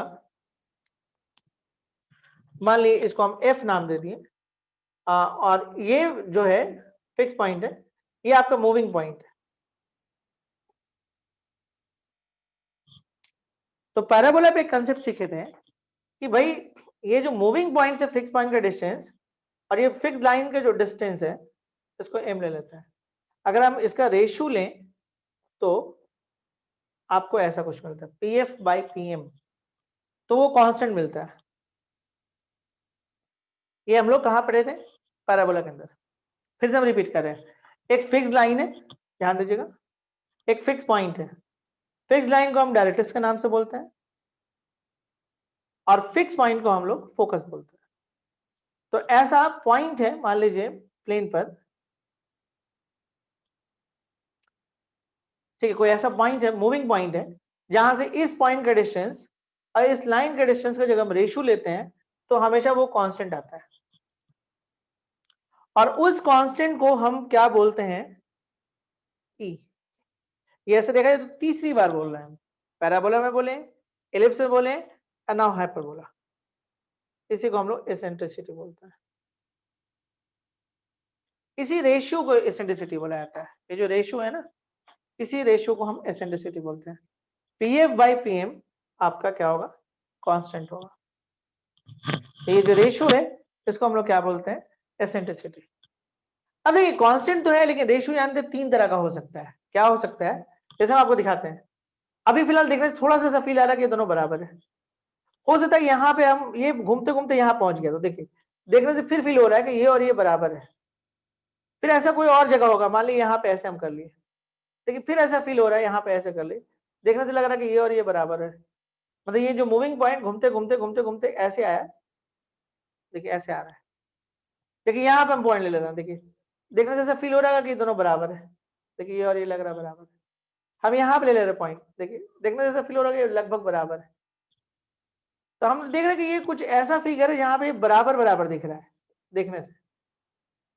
ऐसे ये फील बहुत कम हम लोग को आ पाता है। ठीक है, तो आप एक चीज नोटिस कर रहे हो, ये देखो ये एक शेप तैयार किया, देखो ये सारा जो पॉइंट है वो ये वाले पे है, और ये थोड़ा सा पैराबोला टाइप का शेप दिख रहा है। तो अगर ये दोनों बराबर हो गया, मतलब आप बोलना चाह रहे हो कि पीएफ जो है पीएम के बराबर है, तो इसका मतलब एसेंट्रिसिटी का वैल्यू 1 हो जाना चाहिए। पीएफ पीएम के बराबर कब होगा? जब ई का वैल्यू 1 आएगा। तो अगर PF by PM is equal to E होता है, तो if E is equal to 1, that case में PF is equal to PM, और ये केस है पैराबोला का। देखिए दिखाया भी दिया, देखिए पैराबोला टाइप का बनने भी लगा है। आप यहां पॉइंट रख लीजिए, मूविंग पॉइंट यहां पहुंच गया, देखिए ये और ये डिस्टेंस अपने का डिस्टेंस, या कहीं पर भी आप पॉइंट लीजिए, देखिए यहाँ पे दूर हो गया ना, यहाँ से ये डिस्टेंस देखिए, इससे भी दूर हो गया, ये डिस्टेंस देखिए लगभग लगभग बराबर लग रहा है, वो बराबर ही आएगा। तो इन केस ऑफ पैराबोला हम लोग क्या सीखते हैं कि देखिए फिर से रिपीट कर रहे हैं, एक आपका फिक्स लाइन है जिसको डायरेक्ट्रिक्स बोलते हैं, एक फिक्स पॉइंट है जिसको फोकस बोलते हैं, और प्लेन पर मतलब ऐसा बहुत सारा पॉइंट है जहां से जब हम इस मूविंग पॉइंट से फिक्स पॉइंट का डिस्टेंस, इस मूविंग पॉइंट से फिक्स लाइन का डिस्टेंस का जब रेशियो लेते हैं, तो जब चेक किया गया, लैब में प्रूफ किया गया, तो हर बार कांस्टेंट आने लगा। हर बार कांस्टेंट मतलब कोई नंबर आने लगा, कोई वेरिएबल नहीं बचा, फाइनल रिजल्ट में कोई वेरिएबल नहीं बच रहा था, हमेशा कांस्टेंट निकला था, 2/3, 3/2, 1, ऐसा ऐसा कुछ कुछ आ रहा था। तो उसमें जब स्टडी किया गया तो देखा गया कि कांस्टेंट भी तीन तरह का आया। एक कांस्टेंट आया हमेशा 1, वो तब हुआ कि जब ई का वैल्यू 1, मतलब इस पॉइंट से, फिक्स पॉइंट से इस मूविंग पॉइंट का डिस्टेंस जब बराबर हो गया, फिर से रिपीट करें, मूविंग पॉइंट से जब फिक्स पॉइंट का डिस्टेंस और इसी मूविंग पॉइंट से फिक्स लाइन का डिस्टेंस बराबर आने लगा, तो उस केस में जो शेप तैयार हुआ, जब उस सारे पॉइंट को मिलाए जहां जहां से बराबर आ रहा था, तो पैराबोलिक शेप बन गया। वो कब हुआ? जब ई का वैल्यू 1 हुआ। एक टाइम ऐसा आया कि ई का वैल्यू जो है ना वो लेस देन 1 हो गया, मतलब पॉजिटिव आया लेकिन 0 से 1 के बीच में आया। रेशियो नेगेटिव नहीं हो सकता है, ये तो रेशियो है ना एक तरह से, कांस्टेंट नेगेटिव होगा नहीं क्योंकि डिस्टेंस आप दिखा रहे हैं। तो एक वैल्यू आया ई का जो 0 और 1 के बीच, ना 0 है ना 1 है, लेकिन आप इसके बीच में है। तो अगर आपका ई का वैल्यू 0 से 1 के बीच में आया और उस सारे शेप को मतलब हुआ क्या, मूविंग पॉइंट से जब हम इसका रेशियो लिए, फिक्स पॉइंट और फिक्स लाइन का जब रेशियो लिए, तो उसका वैल्यू जैसे मान ली पीएफ बाई पीएम लिए ना हम लोग, तो हमारा रेशियो आ गया 2/3, ऐसा आ गया। ऐसा बहुत जगह पे हम रख रख के देखें तो देखें कि इस तरह का आपका जो वैल्यू है 0 से 1 के बीच में आने लगा, और जब उस सारे शेप को जब हम मिलाए ना, तो वो इलिप्स बन गया। तो जब ई का वैल्यू 0 से 1 के बीच में आता है तो इलिप्स बनता है, और जब ई का वैल्यू 1 से ज्यादा होने लगता है तो हाइपरबोला बनता है। कभी कभी ऑब्जेक्टिव में क्वेश्चन आता है, मतलब ऐसा बहुत सारा पॉइंट हो सकता है। ठीक है, बहुत सारा पॉइंट हो सकता है जहां पे आप देखिएगा कि जो वैल्यू है ई का 1 से ज्यादा आने लगा, मतलब इसका जो रेशियो है 1 से ज्यादा आने लगा, और उन सारे पॉइंट को जब हम लोग मिलाएं तो देखा गया कि वो शेप एक्चुअल में हाइपरबोला का शेप था। तो इस तरह से भी डिफाइन किया जाता है। और जब कॉम्पिटिटिव पढ़ते हैं तो आपको हर तरह से जानना जरूरी होता है, चाहे वो इस तरह से हो, चाहे इस तरह से हो, चाहे एक आध तरीका और भी है उस तरीके से, हर तरीके से आपको जानना होगा, क्योंकि क्वेश्चन किसी भी तरीके से आ सकता है। ओके, यहां तक बात समझ में आया? ये चीज समझना बहुत जरूरी है, ये पैराबोला में सिखाया था कि किसी वेरिएबल पॉइंट का फिक्स पॉइंट से डिस्टेंस और उसी वेरिएबल पॉइंट से फिक्स लाइन का डिस्टेंस, ये फिक्स लाइन है, इसको डायरेक्ट्रिक्स के नाम से बोला जाता है। फिक्स पॉइंट को फिक्स पॉइंट ना बोल के फोकस बोला जाता है, ठीक है। तो यहां से जब इनका हम रेशियो लेते हैं पीएफ बाई पीएम, तो वो एक कांस्टेंट क्रिएट करता है, मतलब उसमें वेरिएबल नहीं रहता है, हट जाता है वेरिएबल, सारा कट शट खत्म हो जाता है। तो जो कांस्टेंट है वो 3 टाइप का आता है, एक आता है 1, मतलब सिंपली ये और ये बराबर होने लगता है, और जब जब जिस जिस जगह से ये बराबर हुआ सारे को मिलाए तो मालूम पड़ा कि पैराबोलिक शेप बनाया। तो हम लोग को समझ में आ गया कि जब ई का वैल्यू 1 होगा तो उस केस में ये पैराबोला तैयार करेगा, और जब ई का वैल्यू 0 से 1 के बीच में होगा और उन सारे पॉइंट को जब आप मिलाइएगा तो वो इलिप्स बना देगा। एंड सिमिलरली जब ई का वैल्यू 1 से ज्यादा आने लगे, कुछ ऐसा रेशियो घटने लगे बहुत सारे पॉइंट पे, हम कोई ऐसा पॉइंट यहाँ पे लिए जहां पे जब हम रेशियो तैयार किए उसका तो मालूम पड़ा कि वो रेशियो कांस्टेंट तो आया लेकिन 1 से ज्यादा आ गया, तो उन सारे पॉइंट को जब मिलाएं तो वो एक हाइपरबोलिक शेप दिया। तो हम लोग को समझना है कि E इज इक्वल टू 1 के केस में, इसीलिए एसेंट्रिसिटी का कोई भी डिस्कशन पैराबोला के अंदर नहीं हुआ। क्यों नहीं हुआ? क्योंकि वहां पे E का वैल्यू 1 हो गया, और ये सब में पैराबोला जिंदा रहा, ये सब में एसेंट्रिसिटी जिंदा रहा। क्यों जिंदा रहा? क्योंकि ई का कोई फिक्स वैल्यू नहीं था, ई 0 से 1 के बीच में था, ई ग्रेटर देन 1 था, इसलिए आपको जब एलिप्स पढ़ते हैं तो एसेंट्रिसिटी वर्ड मिलता है, हाइपरबोला पढ़ते हैं तब आपको एसेंट्रिसिटी वर्ड मिलता है। क्लियर है कंसेप्ट यहाँ तक? हम लोग यहाँ से क्या सीखे कि in case of hyperbola E greater than 1। हाँ ना बोलिए तभी बढ़ेंगे ना आगे। टाइम हो गया जी, इतना जल्दी बहुत बोल दिए क्या? ओके, तो बेसिक चीज हम लोग सीखे थोड़ा सा।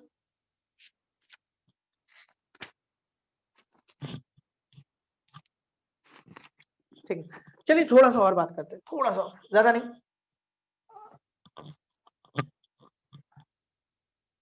हल्का से एक रफ आइडिया खाली दे देते हैं और उसके बाद छुट्टी। अगले दिन जो क्लास देंगे ना तो थोड़ा बड़ा क्लास ले सकते हैं, नेक्स्ट डे वेडनेसडे क्लास बड़ा हो सकता है।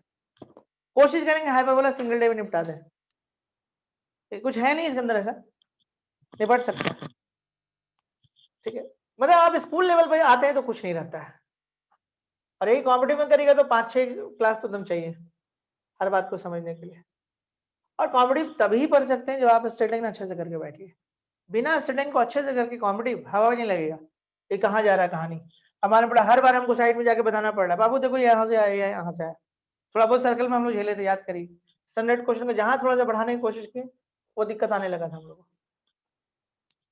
चलिए, हाँ देखिए यहाँ पे क्या होता है, जैसा कि आप जानते हो कि इसको वर्टिसेस बोलते हैं, ए और ए डैश, ठीक है। खाली हल्का से देख लेते हैं, ये फोकस या फोकाई जो भी बोलते हैं।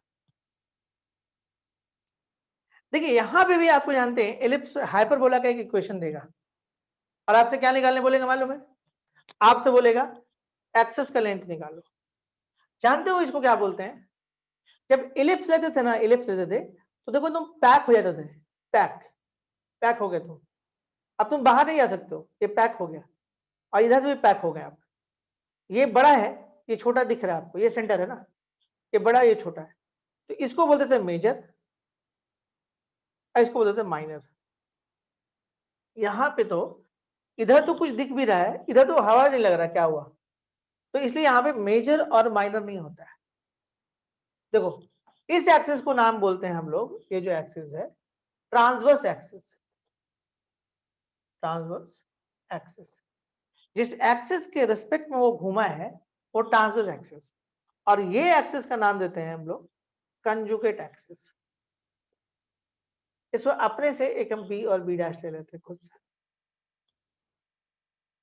क्योंकि यहाँ पे बड़ा और छोटा नहीं होता है। तो आपसे ये पूछेगा कि बताइए लेंथ ऑफ ट्रांसवर्स एक्सिस क्या होगा, तो फिलहाल आपकी जानकारी के लिए बता दें कि ए डैश होगा। वो लोग वो सब चीज अगले दिन हम लोग निकालेंगे। और फिर आपसे पूछेगा लेंथ ऑफ कंजुगेट एक्सिस क्या होगा। अच्छा, इस तरह का नाम क्यों है इसका? क्योंकि यहाँ पे बड़ा और छोटा नहीं होता है, इसमें तो पैक हुआ ना इसलिए बड़ा छोटा हो गया, ये पैक नहीं है आपका, खुला हुआ है। तो कंजुगेट जो होगा उसको हम लोग बोलेंगे B B dash. Length of transverse, length of conjugate, I think clear है यहाँ तक कंसेप्ट? ओके, समझ में? यहां भी आपको एसेंट्रिसिटी निकालने बोलेगा, यहाँ भी आपको एसेंट्रिसिटी निकालने बोलेगा और यहाँ पे भी फॉर्मूला जो होगा एसेंट्रिसिटी का C/A ही होगा। देखिए फॉर्मूला बहुत मैच करेगा। लेंथ ऑफ ट्रांसवर्स एक्सिस ये भी 2a होता है, बाद में सीखेंगे। लेंथ ऑफ कंजुगेट ये भी 2b होता है, वो बाद में सीखेंगे। Eccentricity C/A। Length of letter सेक्टम यहाँ भी निकालने बोलेगा, लेकिन हम सारा प्रूफ करके आपको दिखाएंगे, ऐसे नहीं करेंगे हम। 2b²/a eccentricity, length of letter सेक्टम, ठीक है। ये और कुछ था ना, फोकाई C,0 फोकाई तो यहाँ पे होगा और -C,0। अब ये निकलेगा कैसे वो हम लोग अगले दिन देखेंगे कि किस तरह से हम इस पे काम करेंगे, ठीक है। फार्मूला हम लगभग आपको लिख दिए, लेकिन एकदम लगभग सेम टाइप का है, तो बहुत टाइम नहीं लगेगा, 2 घंटे के लेक्चर में ये साफ हो जाएगा। ऐसे कुछ फंडामेंटल बात आज हम बोल ही दिए, आधा घंटा इस पे दे ही दिए, कुछ फंडामेंटल बात हो गया है, तो कोई दिक्कत नहीं है। यहीं तक हम लोग क्लास को रखते हैं, अगले दिन हम लोग मतलब वेडनेसडे को हम लोग बात इस पे करेंगे, है ना। और हो सकता है कि फ्राइडे सैटरडे संडे लगातार क्लास ले लें, मे बी पॉसिबल है, क्योंकि हो सकता है उसके बाद वाले वीक में आउट ऑफ स्टेशन है। अभी हम श्योर नहीं कि इस वीक हो रहे हैं कि अगले वीक हो रहे हैं, मतलब आने वाले वीक में हो रहे हैं कि उसके बाद वाले वीक में, 1 हफ्ते के लिए बाहर जा रहे हैं। तो हम चाहेंगे कि कम से कम आपका हाइपरबोला, 3D ज्योमेट्री और एप्लीकेशन ऑफ कॉनिक इतना कर दे कम से कम, फिर आए तो कम से कम 5-8 दिन का कुछ बचे, 10 दिन का, तो उसको मैनेज कर लेंगे। Okay, thank you. कुछ बोलना होगा तो आप ऐसे मैसेज कर सकते हैं।